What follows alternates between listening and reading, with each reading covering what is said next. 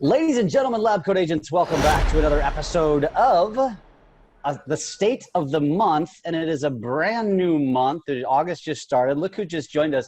And I think for the first time in the history of me being on Lab Coat Agents, we're all coming from California.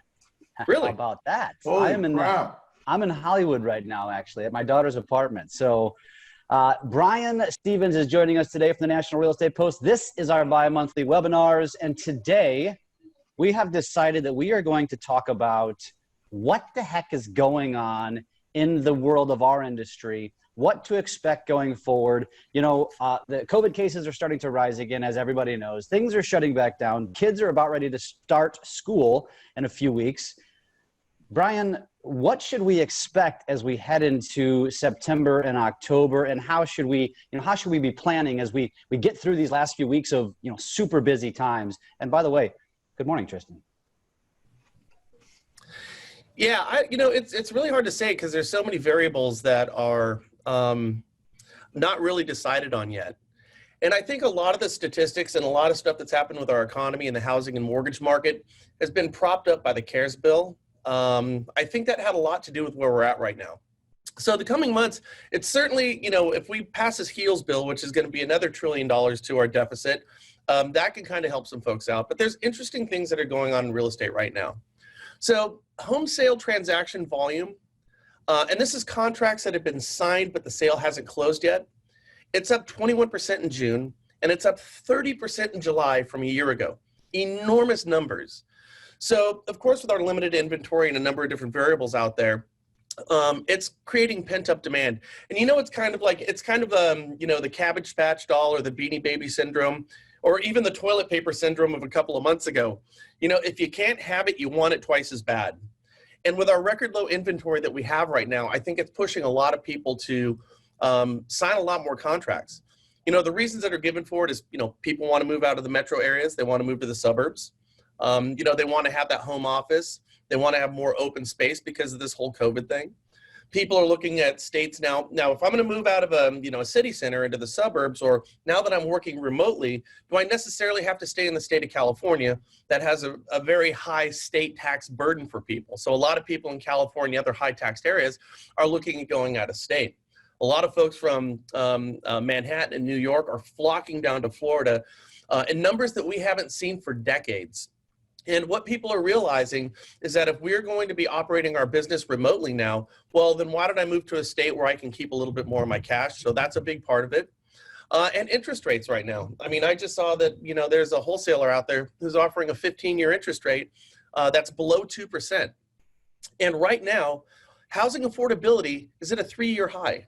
Now think about that. It's kind of a trip, because we see property values going up. We see home sales transactions and contracts getting signed going through the roof. Like I said, a 21% surge in June and a 30% surge in July. Inventory is down 15%. And every price band compared to a year ago, inventory is at historic lows. This is pushing home values up.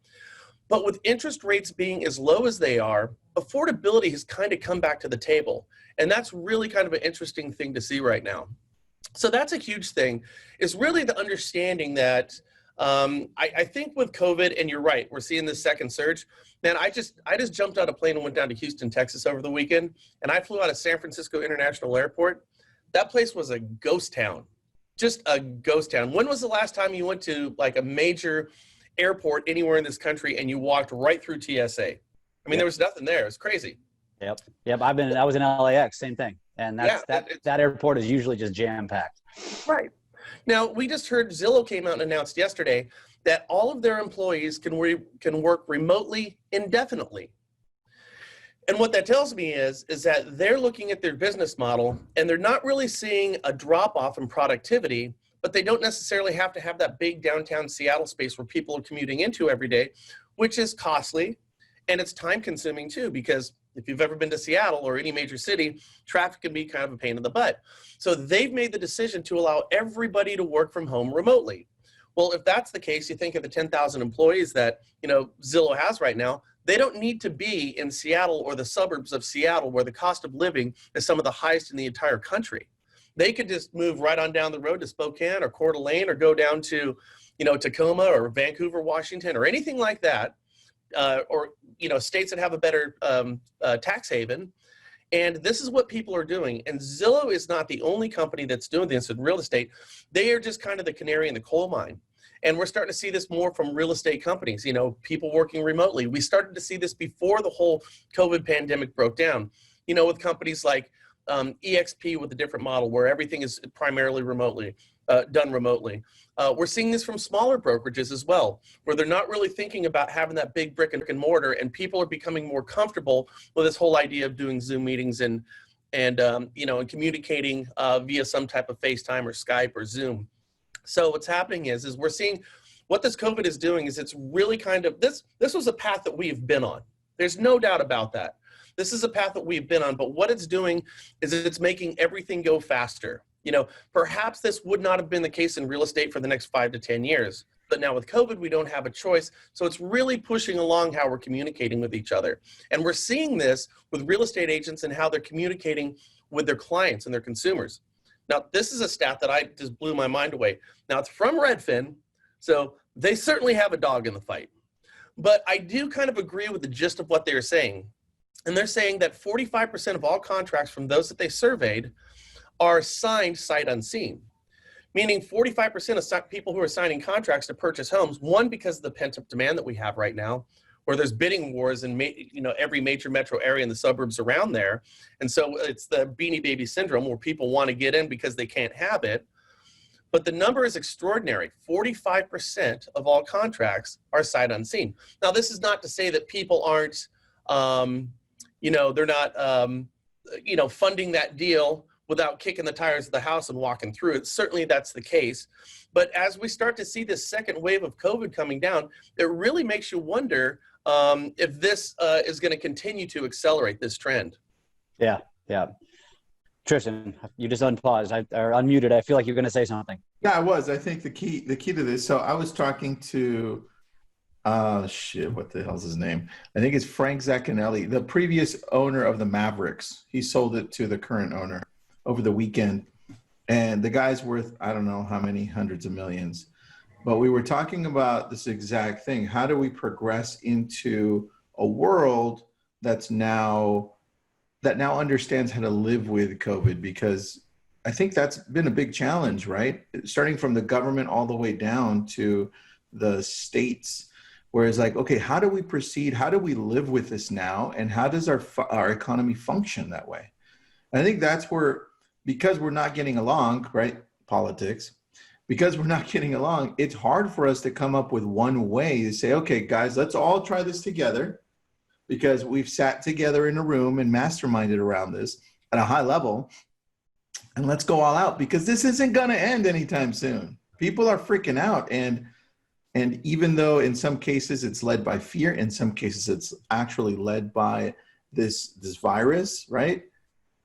The fact is it's real, and we aren't doing a great enough job as a country to get through this and function in our economy, which is not. So there's a long way to go, man. And I think it's just a matter of us, people like us, right? The leadership coming in and saying, hey, this is how it functions in our industry. This is how we're going to do it here, right? And we're going to be as safe as possible to take all of these guidelines and precautions. So I think that's what it's going to take.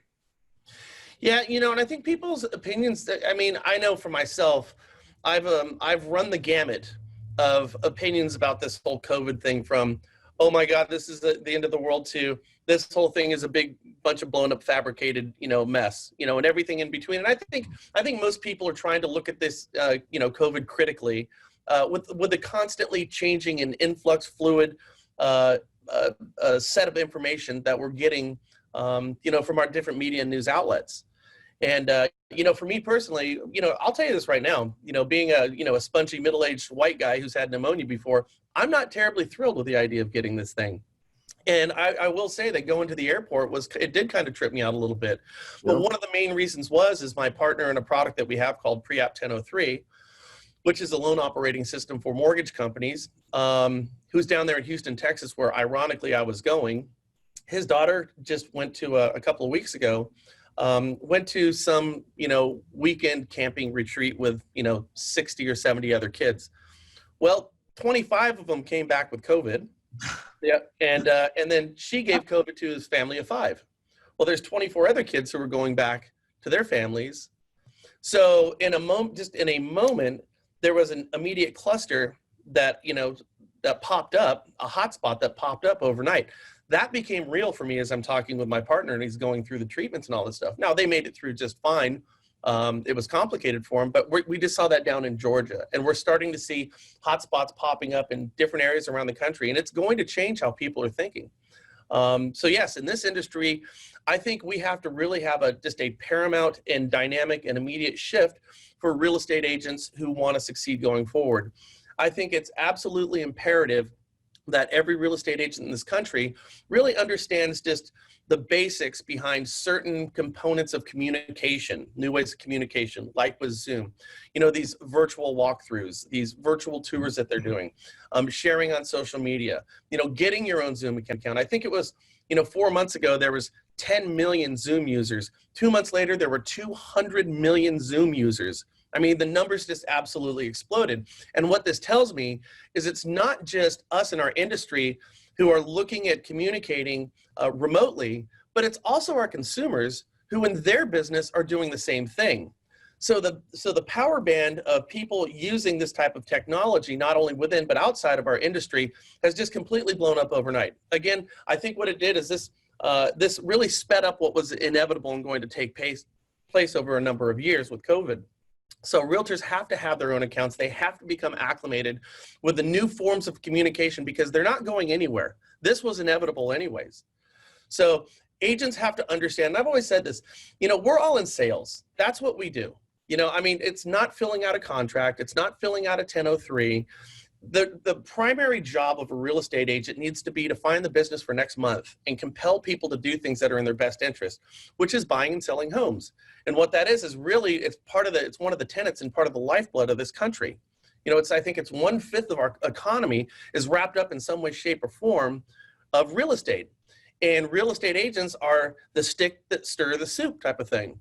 So as a salesperson, if we understand that this is our primary role, we have to speak the language that our clients choose to speak, okay? And it's not French or English, but it's a form of communication. I've said this for years. We have clients who sometimes they used to like to text, or some who like to talk on the phone, some who like to instant message. Well, the new tenets of communication for real estate agents and speaking the language of those whose business you covet is going to be some form of FaceTime, some form of Zoom, because it's not just our industry that's getting caught up to speed with this, it's the entire country. Remember, over the course of a couple of months, Zoom went from 10 million to 200 million. And you guys might remember this, which I think is kind of funny, but I think things being disruptive sometimes are funny, but you might remember a couple of months ago, hackers were targeting Zoom. And what they were doing is they were parachuting in on other people's Zoom meetings and putting up images that they probably shouldn't have put up on the screen. They were taking over Zoom meetings. And the reason why hackers were targeting Zoom is because Zoom has become a big target. They were flying under the radar a few months ago, but not now. Zoom has become one of the primary sources of communication. Now, I've been using this now for, at least 6 months. And for me personally, it's an infinitely better platform than something like Skype. And I think you can even get a free Zoom account with, I don't know how many people you can have on it, but I'm fairly certain that they have a free Zoom account. Mm-hmm. But for a full-time dedicated professional real estate agent, for like $20 a month, you can upgrade a Zoom account. And the great thing is, whoever you're talking with doesn't have to even download Zoom. You think you do, but you don't. You can simply click on the link.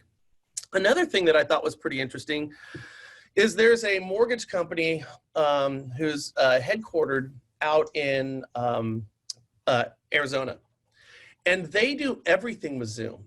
So you can't even really call in and speak with somebody there. They have a permanent Zoom link on their homepage, and you click on it, and it pulls up the screen, and they have the receptionist there, and you're looking at them, and they're looking at you, and then you ask who you want to talk to, and then they attach you to that person's Zoom meeting, which is held up all day long with their underwriters, their processors, their doctorars. And they even have breakout rooms for when they get together as a company or they have guest speakers in. But they're using Zoom as their primary means of communication. And as I got to know these guys and started using this, I'm like, man, this is the most convenient thing on the face of the planet. Because when you're when you're texting somebody, we all like texting because you get to the point, right? Mm-hmm. We don't have to go through all the pleasantries. How are you? How's the family? How's the dog? And all the lead up to the reason you're calling in the first place. So texting is great for getting to the point. Some people like to talk on the phone, and the benefit of that is you're actually hearing the person. You're having a real live conversation with them. And so that's a more tight-knit form of communication because you can hear the person's voice. The benefit for an astute real estate agent with something like Zoom or FaceTime is you're not only hearing the person in real time, but you're actually seeing the person in real time. So you hear the inflections in their voice, and you can see the look on their face. And these are very humanizing things. And when we're in a time right now, which has become, let's face it, somewhat dehumanizing, hasn't it? Everybody's sheltering in their house, not talking to their friends. My friend Drew down in Texas, he goes, Brian, when you're down here, I want to see you. I said, there's no way I'm going to see you. I said, you get 2 bullhorns and we can stand 40 feet apart and we can scream at each other. Maybe then. But, with the quarantine, 2.0 coming back down, and there is a sense of isolation, I think that bond that you can get with a potential client, a prospect who you want to turn into a client to a closing, I think the more intimate and personal you can make that connection, the higher the probability that you're going to be able to convert that person and get them in your corner. And this is not just only with buyers, but I think that this would also extend to sellers, probably more so when looking at doing a virtual listing presentation.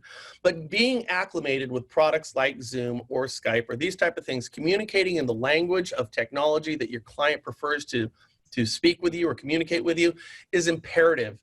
And there's going to be a transformative shift in real estate. It's coming right now. Because we have, listen, there's a glut of real estate agents in this country. There's a ton. They didn't have to go through the NMLS, testing like, mortgage loan officers did a decade ago, where it really thinned the herds of loan officers, and it really got out, the loan officers who weren't the most professional out there. The riffraff, but just say it. Yeah, all right. Yeah, we got rid of the part-time crap loan officers. We really did. They couldn't hack it, and we were a better industry as a result of that. And now this can affect any industry, but with real estate agents right now, I don't think that many agents who are doing business would disagree with the point that about a third of the agents should probably be in a different business. The ones who have their license, who are picking up, bouncing into somebody and picking up a deal here or there, like their neighbor or their mom or something like that, who aren't really the full-time agent. I think they're going to have a hard time making this transition. Now, again, we see our economy, which looks pretty good right now. I mean, at least from a real estate and mortgage perspective, we have a lot of demand, low inventory, not a lot of sales going on, but the demand is certainly there. We don't have the listings. But that doesn't mean we don't have troubled waters on the horizons. For instance, the Labor Department came out a couple of days ago, and they said that people on state and federal unemployment insurance, they jumped to 31.5 million, which is the worst ever. Now, the Bureau of Labor and Statistics came out and said that 4.8 million jobs were created, and unemployment actually dropped by 3.2 million. So we applaud this and say, well, wait a minute, people are going back to work. This is a good thing. But if you look at the Bureau of Labor and Statistics, they underreported unemployment by 13.7 million people based on data from the Labor Department. So we have the BLS over here, which is saying things are going great. And we have the Labor Department over here saying you underreported unemployed people by 13.7 million. It's the right hand not communicating with the left hand. And I think we're seeing a lot of this with the whole COVID information we're getting right now, where we're getting all these conflicting reports. Nevertheless, what this really tells us is if we don't get this HEALS bill to continue financing our massive and underemployment, and the fact that what we're seeing right now is a lot of states had moratoriums on rental evictions. A lot of those moratoriums are coming up right now. Like I know in California, I believe it's coming up here in a couple of days. And there's a lot of folks who haven't been paying rent. So it could create a whole glut of displaced folks out there. Yeah. Our and underemployment numbers, again, between the BLM and the Labor Department, we have conflicting numbers. But it doesn't take a rocket scientist to figure out if you've gone out your front door and gone into a restaurant that's generally packed and there's 9 people in there, and 2 out of 3 shops are closed down in every city across the country.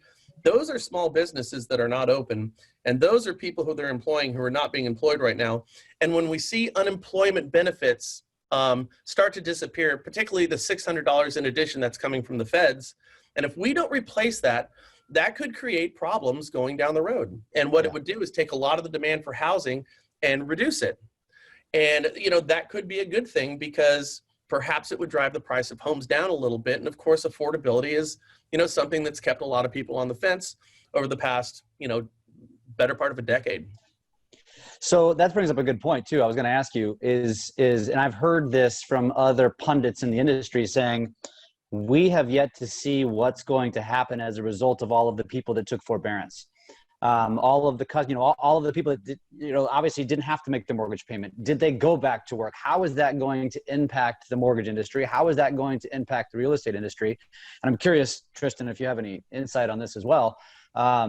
What do you think we should expect? Because right now it's low inventory, which means we're running into other issues where, you know, people are coming in 20, 30, 40,000 over list price. All of a sudden we're going to have an appraisal issue again, right? You know, what do you guys see coming down the pike here going into the fall? Like it's gravy train right now. You know, we're talking to realtors all the time saying, listen, don't ride the train without losing sight of what you need to be doing for your future. Because a lot of agents do that. I'm making money. It's fine. I don't have to do all that stuff, right?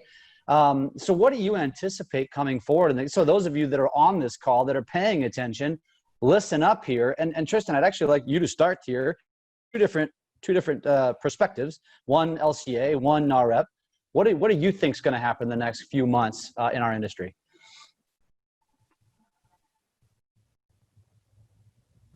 There we go.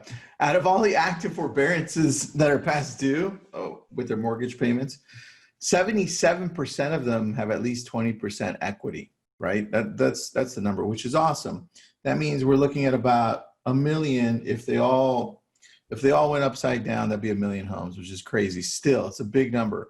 But the thing is, Jeff, we don't know, man. I don't know how the government's going to come in and help or not help. I don't know how the banks are going to react. Right? Everyone definitely doesn't want the economy to tank, and they don't want real estate to be responsible for it again. But even if it does go in a downward spiral, I don't see it hitting the same numbers it did in the past. I mean, you have people like Ray Dalio, multi-billionaire, right, with all these different funds, saying, hey, this is the worst time ever. It's all going to die out. We're going to just be destroyed. Worse than the recession. But then you have other amazing people as well saying, hey, look, it's not the same. It's not going to happen. But I think, here's the thing. I don't know. Brian, I don't know what the hell's going to happen because I don't know if the government's going to be involved as much or how the banks are going to react. So I think I'm going to go back to you, Jeff, and say, let's just work as hard as possible right now for the next 2 months because with the election happening, I don't know how that changes things, but I know that right now, our team is crushing it, and it's not going to last. So we're going all in and saying, look, we know things are going to change. Just keep on paying attention so that you change with it. But I don't know how. I was going to say, and oh, by the way, there's an election coming up. How does that throw a wrinkle in things? Brian, what's your take? Well, first of all, with all these forbearances, they're allowing you to tack on the principal and interest on the back end of your loan. So if you refinance or sell the house, that's when it's going to be paid. So nobody's going to run into a balloon payment, 3 months down the road that they can ill afford. I think your average American has $1,700 in their bank account, and when they're, $18,000 upside down on their mortgage, that becomes an unsustainable model, and it would create a problem. So it's going to go on the back end of the mortgage, and so with the vast majority of people benefiting from all the equity that's been gained over the past decade when they purchased a house, I think the worst case scenario is probably not as many foreclosures as additional properties coming up for sale. And there's a real opportunity there for real estate agents as this continues to go on. And you guys are right here because the longer that we're in a COVID environment where we are half staffing companies or, businesses are completely out of work right now, the longer this goes on, the higher the probability for a sustained long-term recession because it simply becomes unsustainable for a long period of time. Again, as we talked about before, we're propped up by a $3 trillion bill that was giving money out to folks, $3 trillion. It's an enormous number. Samsung should be thrilled with this. How many 72-inch TVs were purchased, with the CARES Act bill, right? I say that kind of jokingly, but I know people who are doing that stuff. You know, and I see people right now saying, when's the next one coming, right? And so now they're looking, we went from 3 trillion, which is an enormous amount of money that we're printing, which could and will eventually lead to some form of inflation, which would be bad for us. And, you know, now we're looking at a $1 trillion bill. Well, okay, so the $1 trillion bill is going to maybe keep people afloat through October. I don't know. I mean, I don't know what people have, but it certainly isn't going to be much longer than that. Well, everything that I'm hearing is that this whole COVID thing, before we have, you know, we can inoculate the country against it with a vaccine. I mean, that's not going to come till June or July of 2021. So what do we do for those 8 months? Do we just keep printing up trillions of dollars? Eventually, you're going to have to pay the piper. And that does mean that people are going to have to go back to work, or we're going to have to suffer the consequence. Now, listen, I'm not saying that we should do that, but here's what we always have in this country. We always have a good option in front of us. Like, we're always looking for the positive option. So right now, what do? Send people back to work and have these hot spots pop up all over the place, and we see our COVID mortality rate spike? Well, that's not a good option. Or do we keep people sheltering in place where our economy suffers the long-term consequences of that? That's not a good option either. We are looking for a third good option, which simply doesn't exist. I just saw in Melbourne, Australia today, before I came into the office, that they went to in Melbourne, Australia, I didn't realize this, for the past 7 years has been deemed the most desirable and livable city in the world. Makes sense. Australians are pretty cool. Their accent's great. I like when they call people mates and blokes and all that stuff. But what they did there in Melbourne is they have a hard lockdown shelter in place. Wherever you are at right now, even if it's not your house, you're going to be there in 6 weeks. They have a curfew, a 24-hour curfew out there, or an 18-hour curfew out there. Only one person is allowed to leave the house, and you cannot go further than 3 miles from your house in order to get the things to sustain you. This is hardcore military state stuff. Now, they're doing it because they've seen their COVID cases go through the roof. You probably just saw this today. Major League Baseball, now it's the St. Louis Cardinals. They've got cases there. They're going to shut the baseball season down. And by the way, if you really think about it, that whole thing was inevitable. It was absolutely inevitable. You know, but all these major league sports, well, you know, they want to make their money. Same thing's happening in basketball. What about football? And it's not from a sports advocate's point of view. It's just how this thing is affecting different industries. And that's one that we can all relate to because we see on a regular basis. So it's hard to say. I mean, it's what do? Do we just let this thing like a wildfire just blow through everybody and put people back to work and get it over with as soon as possible? Or do we continue printing money, or do we shelter in place? I just think that the printing money, the HEALS and CARES Act approach, though well-intended and maybe the best thing to do, I do know that it's not sustainable to keep basically paying for everybody in this country to live for an 18-month period. Yeah. But you guys hit it on the head. The thing what we have to do right now is we have to be like squirrels in real estate and lending, and we have to you know, sock those acorns away, you know, because I was going to say, stock they're off. eventually going to have to pay the price for this. And so realtors and lenders, they need to they need to work hard. They need to work long hours. Hate to say it, I know it stinks. The most successful months we have are also the most miserable ones because we're constantly on the phone and doing things. But this is the nature of the market, and there's truly an opportunity here. And my last point I would say for real estate agents right now, and it's what we talked about last week, is, you know, if we are going to start to see a spike in properties coming up for sale because of under or unemployment where the payments can't be made, but, you know, you're going to either face an eviction or foreclosure, or you put the house up for sale, there is going to be an opportunity for real estate agents to start listing more homes. We have a lot of demand. We don't have a lot of inventory, but the inventory could be coming based on the structure of our unemployment and the CARES and HEALS Act. So as a real estate agent, what I would be doing is I would be getting on the phone, maybe even, you know, going to social media, advertising it, talking about what's going on in the industry, and really soliciting anybody who has questions about real estate or where they currently stand, to give you a call to find out what options you have on the table. Because missing payments, and going through short sales, these are things that are going to have long-term ramifications on your credit and your ability to repurchase a house when things go back to normal.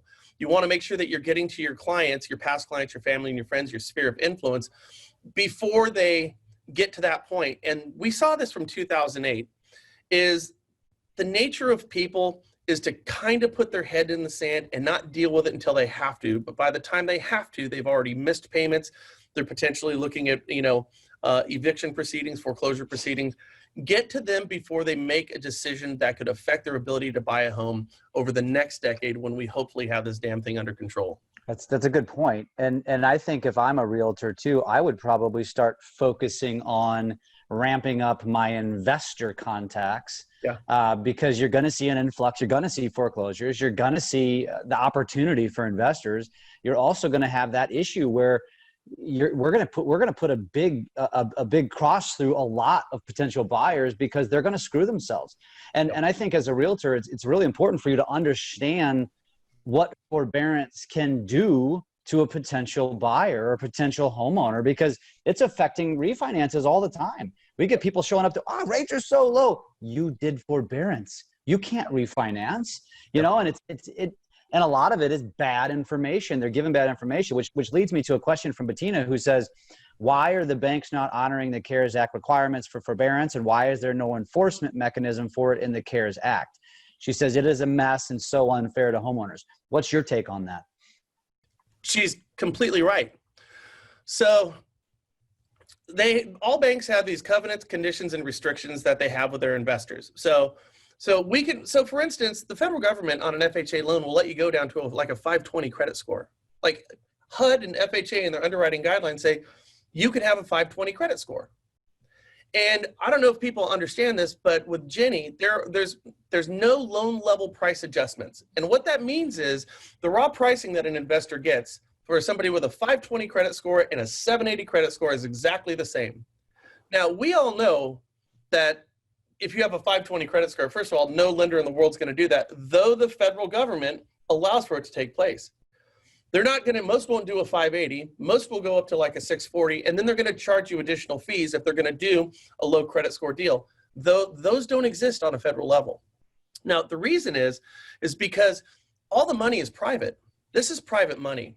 So we have these, most like non-banking entities, that means a bank that does not take deposits, have these things called correspondent lines. So they have essentially a line of credit that they're constantly turning over.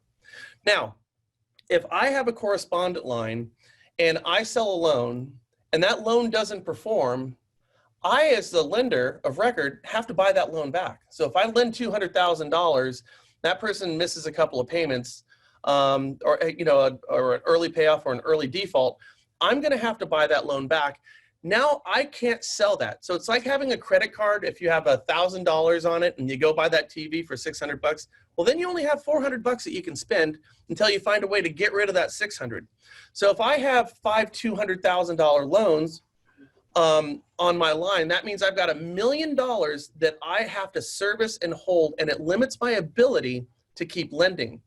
So what a lender will do is they'll take that money and they'll sell it to a discounter. It's called the scratch and dent market. Now, the person who's going to take that money off my line will give me 50 cents on the dollar. So if I have $1 million that I need to get off my line so I can stay open, I can sell it for $500,000, and then I'm stuck with a $500,000 loss. And when you have huge multipliers, when I'm not buying 5 loans, but I'm buying 100 loans back, this very quickly can torpedo the operations of some of the largest mortgage institutions in this country. So what they're doing is they're going to be very careful about who they're lending their money to, because the federal government can set guidelines, but they can't dictate how I operate my business. And so lenders, through an abundance of caution, are looking at what the feds are saying and saying, okay, I understand that, but it doesn't fit my business model because the profile of this type of borrower who can't make their payment today is probably not going to be able to make it tomorrow, and that could spell doom and gloom for my company. And listen, by the way, whoever said that, you're absolutely right. Who suffers as a result of this? Well, it's who always suffers. It's going to all trickle back down to our consumers all the time. That's why it's imperative, and I mean this too. In times like we have now, that's why we have a fiduciary not only to our clients but to our community, to make sure that if we know this information, that we're getting it out to those around us. This is what being a true professional is all about. It's not just about handing over the keys. It's about, that realtor for life, that lender for life type of thing. It's about keeping your client base apprised of what's going on at all times. And here's the intended consequence of doing that. If you keep your clients apprised of what's going on, you'll find there's more business in there, because you'll have these conversations, and some of these people who are on a fence about selling their house, or perhaps maybe staring down, a late payment, might end up selling their place. I'll just tell you this right now. I was at the airport down in Phoenix, Arizona, and one of my clients from 10 years ago, she called me up, and her ex-husband, who they're good friends with, he just found out that he's got a stage 4 prostate cancer. Not good. A young man too, probably about 40. So now he's not going to be working. She's concerned about her child support. Her small business is not doing well right now, because no small business is doing well. She was given a 2-month forbearance by PHH, okay? And that 2-month forbearance is now up. And they told her if she misses this payment, it's going to be marked as a late payment. And if she misses 2 payments, they're going to start foreclosure proceedings. Now, this is brutal. This is absolutely brutal. Now, God willing, her ex-husband is a pathologically decent human being. God willing, he's going to be able to go back to work and beat this thing. God willing, this whole COVID thing will blow through, and hopefully she doesn't ruin her credit as a result of doing this. But she's at that point right now. Isn't today the 1st? Well, today's the 1st, and she doesn't have the money. Okay. So she doesn't know what option she has in front of us. Again, we're always looking for that good third option. In this world we're living in, it just doesn't exist a whole bunch. And having that hard conversation with her and saying, I think maybe you just need to sell the house. Well, I don't want to sell the house. Well, maybe you need to sell the house right now. Take the equity you got, go rent a place. By the way, rental evictions are going to go through the roof. And, maybe you can rent a place for 12 months, this thing blows through, and you can take the rest of your equity and your business gets up and running, and you can buy a house again.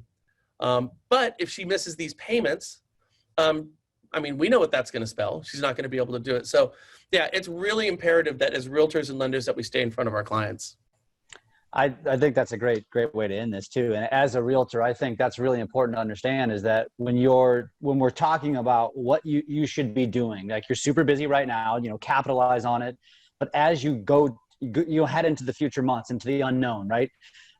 Stay very visible, but this is a great topic that you could be creating content around. So, you should be following the National Real Estate Post. You should be reading up as much as possible on forbearance. You should be reading up on what the consequences are, what the results, what we're finding now, like Bettina's commenting, saying, they said that they wouldn't affect credit scores, for example, but they might be.